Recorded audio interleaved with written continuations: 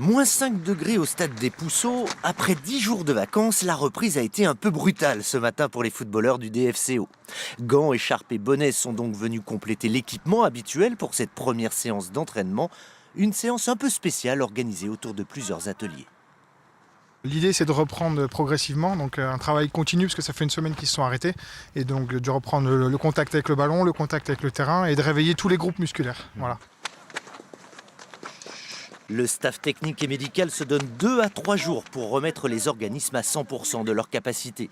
La première partie du championnat a bien réussi à Dijon, qui est deuxième du classement, à égalité de points avec le leader 3 et avec une marge de 5 points sur le quatrième. L'équipe reste invaincue à domicile, elle a accumulé 11 victoires en 18 matchs, mais avec seulement 22 buts. Améliorer la finition des actions sera donc l'une des priorités d'Olivier Dalloglio, l'objectif étant bien sûr d'accéder à la Ligue 1, et pourquoi pas de terminer avec le titre de champion de Ligue 2.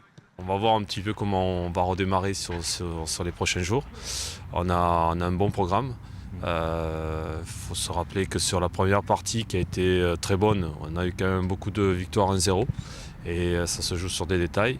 Il va falloir quand même encore progresser pour pouvoir être dans les 3 premiers. Mais si on est dans les 3 premiers à la fin, on sera vraiment très heureux.